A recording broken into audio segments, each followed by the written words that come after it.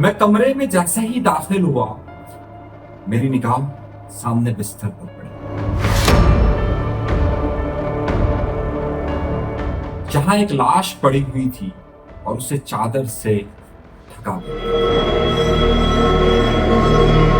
मैं ये समझने से कासिर था कि ये औरत है या बुआ। बिस्तर पर जगह जगह खून बिखरा हुआ था। दिन के 2 बज रहे थे, लेकिन घर एक ऐसे फ्लैट में था कि जहां रोशनी का गुजर ना होने के बराबर। उस वक्त लोड शेडिंग का वक्त था, इसलिए बिजली बहुत ही कम थी। घर, कमरा जिसे आप कह लीजिए, वो 10 बाय 10 यानी 10 फीट और 10 फीट का कमरा था। मैं अभी लाश को देख ही रहा था और मेरी नजरें इर्द गिर्द के माहौल को देख रही थी कि पुलिस वालों ने मुझे बताया कि हमने बाल के नमूने लिए हैं। हमने एक शलवार ली है, एक कमीज ली है, एक अंडरवेयर ली है और छोटा सा खून का सैंपल लिया है,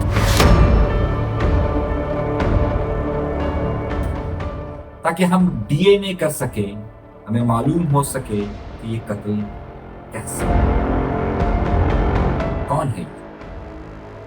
अभी मैं यही सोच रहा था कि मुझे एक शख्स दूसरे कमरे के दरवाजे पर खड़ा हुआ नजर आया। मैंने हैरत से उसे देखा। मुझे कुछ जाना पहचाना सा चेहरा लगा, लेकिन मैं अपने दिमाग पर जोर देने के बावजूद भी नहीं मालूम कर सका। इतनी देर में जिस कमरे के दरवाजे पर वो खड़ा होता है, वहां से एक 8 साल की लड़की बाहर निकल रही है, जो रो रही है। मुझे याद आता है कि ये शख्स किसी टीवी चैनल का कैमरामैन है।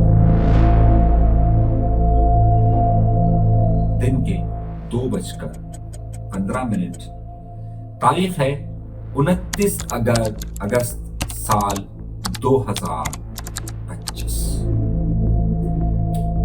कौन है कातिल, लाश किसकी पड़ी हुई है और तहकीकात क्या बताएगी। अभी मैं यही सोच रहा होता हूं कि एक शख्स चिल्लाता हुआ आता है और कहता है, जो दरवाजे पे शख्स खड़ा था उसकी तरफ इशारा करते हुए गुस्से से कहता है, इसी ने कत्ल किया है। सब लोग एकदम उसकी तरफ मुतवज्जो हो जाते हैं कि आखिर क्या मामला है और क्यों ये कत्ल हुआ है। वो फिर चिल्लाता है कि मुझे शक नहीं, यकीन है इसी शख्स ने कत्ल किया। जब मैं वीडियो रिकॉर्ड कर रहा हूं, इस वाक्य को सिर्फ 2 दिन हुए हैं, मगर ये कत्ल किसका हुआ है, ये कातिल कौन है, ये सब मालूम हो चुका है। आप भी जानना चाहते होंगे, और अगर जानना चाहते हैं तो पहले चैनल को जरूर सब्सक्राइब कीजिए और सब्सक्राइब कर आज से 15 साल पुराने कराची बनाए। साल 2010, तब शहर में अमन अमान की सूरत-ए-हाल इंतहाई खराब थी। कहीं पर लिसानी फसादात होते थे, लोगों को शनाख्त कर मारा जा रहा होता था, और कहीं पर शिया सुन्नी मामला खड़ा हुआ और मुख्तलिफ डॉक्टर्स, शिया डॉक्टर्स को, सुन्नी उलमाए किराम को जगह जगह कत्ल किया जा रहा है। दोनों तरह की आबादियों में सख्त सिक्योरिटी का सिस्टम था। लेकिन ऐसे में ही एक सुन्नी घराने में शादी होती है और उसका कैमरामैन शिया। वहीं कुछ नजरें मिलना शुरू होती हैं और एक नफरत भरे माहौल के अंदर एक शिया اور ایک سنی لڑکی کے درمیان محبت شروع۔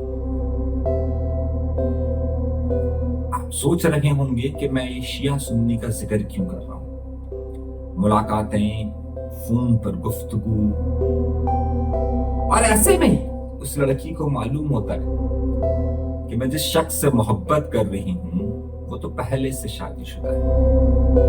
ایک تو وہ شیعہ، دوسرا وہ شادی شدہ، اور وہ بھی اپنی ہی کمیونٹی میں۔ مگر لڑکی بضد ہوتی ہے، وہ کہتی ہے کہ میں تم سے تعلق نہیں چھوڑ سکتا، تم میرے گھر رشتہ لے کر آؤ۔ لڑکا اب گھر میں کسی رشتے کے لیے بھیجے، لیکن گھر میں یہ بات معلوم ہو جاتی ہے۔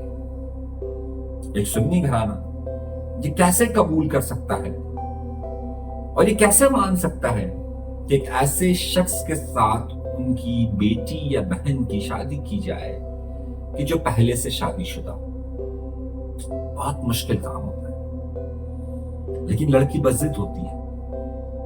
اور دوسرا مسئلہ، دونوں کے فرقوں میں بڑا فرق ہوتا ہے، اور ایک عام رواج یہ تصور کیا جاتا ہے ہمارے ہاں کہ اس طرح کے رشتے ممکن نہیں ہوتے، لیکن ضد تھی۔ لڑکی ہمت کرتی ہے اور ایک دن دونوں اپنی پسند کی شادی کر لیتے ہیں۔ حالات اتنے اچھے نہیں ہوتے، اس وجہ سے یہ اپنی اس بیوی کو ایک چھوٹا سا مکان کرایہ پر لے کر دیتے ہیں۔ لیکن آپ کو معلوم ہے نا کہ ہنی مون پیریڈ ہمیشہ بہت اچھا لگتا ہے، بہت اچھا ہوتا ہے۔ وہ ایک فلموں کی طرح کا کہ مجھے کوئی محل نہیں چاہیے، بس تیرا دل چاہیے۔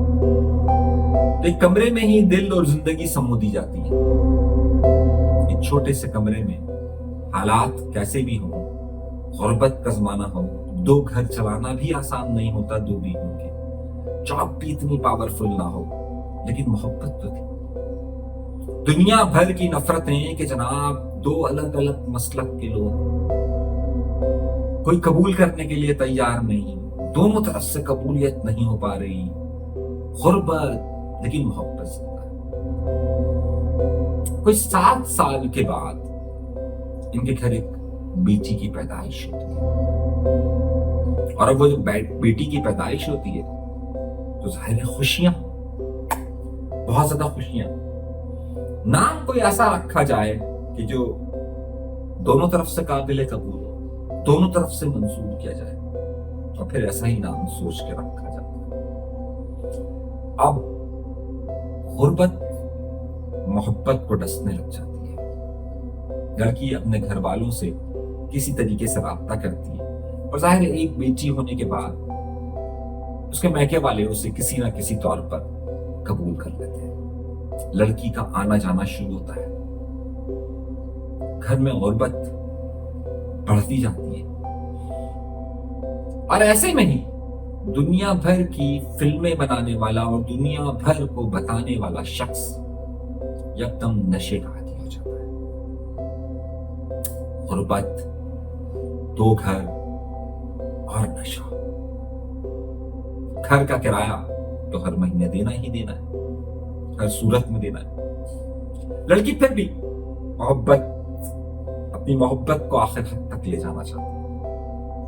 اب وہ ایک پختہ عورت ہو چکی ہے کہ جس کی شادی کو 10 سال ہو چکے ہیں، اور اب ایک اس کی بیٹی بھی۔ حالات مشکل ہوتے ہیں۔ کراچی کا علاقہ ہے سولجر بازار۔ ایسے میں تصادم بڑھتا جاتا ہے، اور پھر ایک دن بات ہاتھا پائی تک آ جاتی ہے۔ وہ محبت جس نے سب سے بغاوت کی ہوتی ہے، جس نے معاشرے کی تفریق کے خلاف بات کی ہوتی ہے، جس نے اپنے گھر والوں سے جھگڑا لیا ہوتا ہے، اب وہ خود جھگڑے کی زد میں آ جاتا ہے۔ اور پھر یہ معمول بن جاتا ہے کہ اکثر یہ خاتون اٹھ کر اپنے میکے چلی جاتی ہے۔ اب سوال بہت اہم ہو جاتا ہے، بار بار آنا جانا شروع ہو جاتا ہے، اس کا شوہر منع کر لاتا ہے، اور وہ گھر والوں کے تانے روز کہ ہم تجھے منع کرتے تھے کہ یہاں شادی مت کر، لیکن ظاہر ہے اسے اپنی محبت کو زندہ رکھنا تھا۔ ایک دن اس پر بہت تشدد ہوتا ہے کہ مجھے پیسے چاہیے اور مجھے نشہ کرنا ہے۔ عورت گھر میں سلائی کر کر اپنا گزارا کرتی ہے اور کسی نہ کسی طور پر گھر کا کرایہ دینے میں کامیاب ہو جاتی ہے، اور اب کیونکہ پہلی تاریخ آ رہی ہوتی ہے اور وہ منع کر دیتی ہے کہ میں اب تمہیں پیسے نہیں دے سکتی کیونکہ مجھے پہلی کو گھر کا کرایہ دینا ہے۔ بات تشدد تک آتی ہے۔ اب وہ شک کرنے لگتا ہے کہ یہ عورت اکیلی ہوتی ہے گھر میں، اس کی بیٹی اسکول چلی جاتی ہے، میں صبح آفس جاتا ہوں، تو مجھے شک ہے کہ یہ کہیں نہ کہیں گھر میں کوئی آتا ہے اور کوئی اسکینڈل ہے۔ اب وہ یہ کرنے لگا کہ روزانہ صبح گھر سے جانے سے پہلے وہ گھر کا تالا لگا کر جاتا۔ یہ بات یاد رکھیے گا، گھر کا تالا لگا کر جاتا۔ سب معاملہ خوشی سے چل رہا تھا، اب اس میں غم آ چکا تھا، غربت آ چکی تھی، اور اب محبت کو اس غربت نے ڈس لیا تھا۔ جس محبت کو دوسری شادی نہیں ڈس سکی، جس محبت کو معاشرے کی تفریق شیعہ سننے کی نہیں توڑ سکی، اسے غربت کھا گئی تھی۔ ایک دن پھر پیسوں پہ معاملہ ہوتا ہے، اور اگلے دن صبح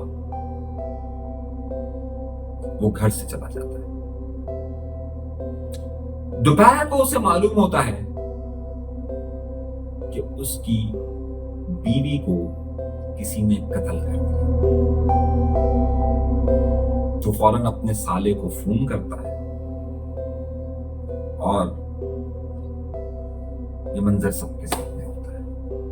میں اسی گھر میں موجود ہوں، جو لاش ہے وہ اس عورت کی ہے، علاقہ سجر بازار 3 نمبر ہے، تاریخ ہے 29 اگست 2025۔ لاش پڑی ہوئی ہوتی ہے۔ وہ شخص جس کا میں نے ابتدا میں کہا کہ وہ ادھر کمرے میں ہوتا ہے اور یہاں اس کی بیٹی موجود ہوتی ہے، جو شخص آ کر اس کا گریبان پکڑتا ہے وہ اس کا سالہ ہوتا ہے۔ پولیس کو شک گزرتا ہے۔ پولیس کہتی ہے کہ قتل کے وقت تم کہاں تھے؟ اس نے کہا میں کام پر گیا ہوا تھا صبح ناشتہ کر کے۔ تو کوئی کہتا ہے کہ جب یہ کام پر جاتا ہے تو یہ دروازہ لاک کر کے گیا ہوتا ہے، لیکن آج اس نے دروازہ لاک نہیں کیا تھا کہ کوئی بھی گھر کے اندر آ جائے، اور ایسا ہی ہوا۔ محلے کے لوگ جب گھر میں آئے تو سامنے لاش پڑی۔ پولیس اس پر شک کرتی ہے، اور ابھی لاش پوسٹ مارٹم کر آئی نہیں ہوتی کہ پولیس کا شک یقین میں بدل چکا ہوتا ہے۔ میرے سامنے جو ڈی این اے کے لیے جب سیمپل سارے لیے گئے ہوتے ہیں وہ سب ایک طرف رہ جاتے ہیں، اور پولیس اس شخص کو گرفتار کرتی ہے۔ سولجر بازار تھانے کے تھوڑے سے ہی ماحول کے اندر قریباً 1 گھنٹے بعد 2:15 پر یہ سارے واقعات پولیس والے ہو رہے ہوتے ہیں، اور 4:30 بجے پولیس یہ دعویٰ کر دیتی ہے کہ ملزم نے اپنا جرم قبول کر لیا۔ لیکن ملزم نے قتل کیسے کیا؟ شاطر ہے وہ۔ سب سے پہلے پاکستان میں یہ ماحول نہیں کہ نیند کی گولیاں اگر آپ کسی بھی میڈیکل اسٹور سے لیں تو وہ آپ کو ڈاکٹر کی پرچی کے بغیر دے دیتا ہے، آپ کو صرف نام بتانے کی دے دیتا ہے۔ اس نے نیند کی گولیاں لی اور ان گولیوں کو کھانے میں ملا کر اپنی بیٹی اور اپنی بیوی کو کھلایا۔ محبت کو نیند کی گولیوں سے تھوڑا آرام دینے کی کوشش کی، اور پھر گھر کی چھری نکال کر اس بے ہوش پڑی اپنی بیوی پر اتنے حملے کیے اس کے جسم پر اتنی جگہوں پر چاقو مارا کہ وہ اٹھ بھی نہ سکے.